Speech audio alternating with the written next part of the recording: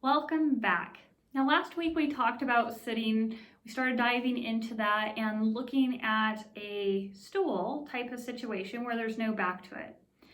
As I said, there are times where we have to deal with an uncomfortable sitting situation, but if you're in your office and you're spending a lot of time there, I highly recommend getting the right type of chair.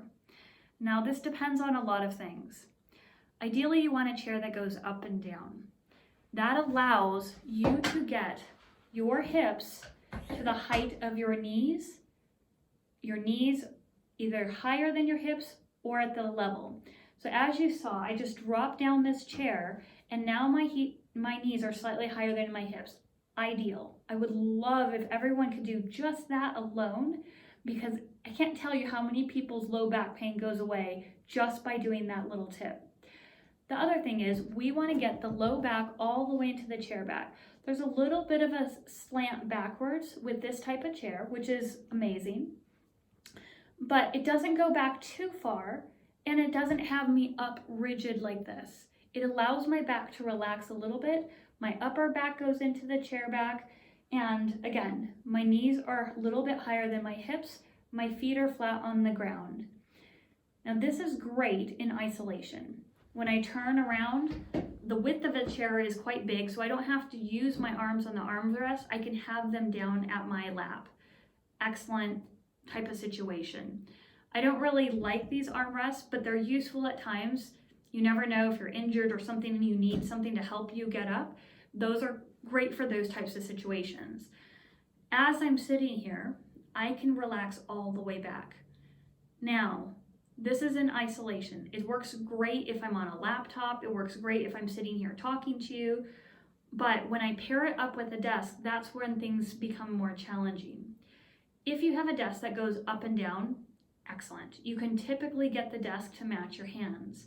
If you have a desk that doesn't go up and down, then sometimes we have to adjust the chair so that our hands can be at the keyboard, but not have our shoulders up or our arms like this. I see this very often where our arms are up on a keyboard. So in that situation, we need to get our chair up.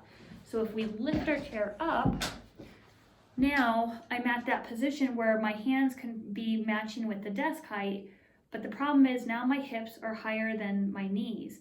As soon as that happens, even with my low back relaxed against the chair back, I can feel the back muscles working. So when that happens, then you want to start thinking about something like a step stool or something that goes under your feet to lift you up. Now this one gets my knees up to above my hips again, and now I can sit here at my desk in this type of situation. So there's a lot of things to consider when you're looking at a chair. That's why I said there's not one chair that fits everyone. There are times where you can get chairs with removable armrests.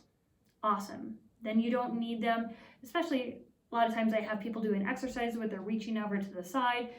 It's nice to not have the armrest if you don't need it. They're great for balance, great if your legs are weak and you need help boosting yourself up out of the chair.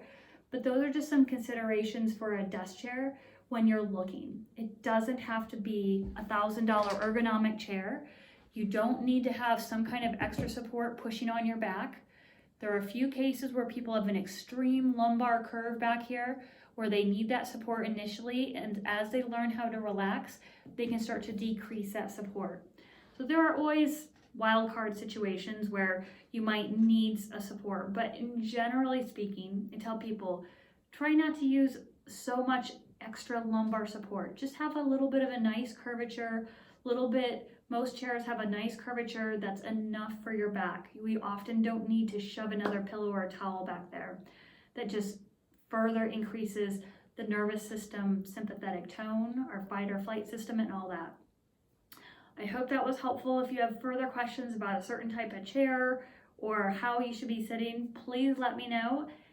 Amy at paberinstitute.com, pabrinstitute.com. I hope to hear from you. Have a great week. We'll see you next week. Bye, guys.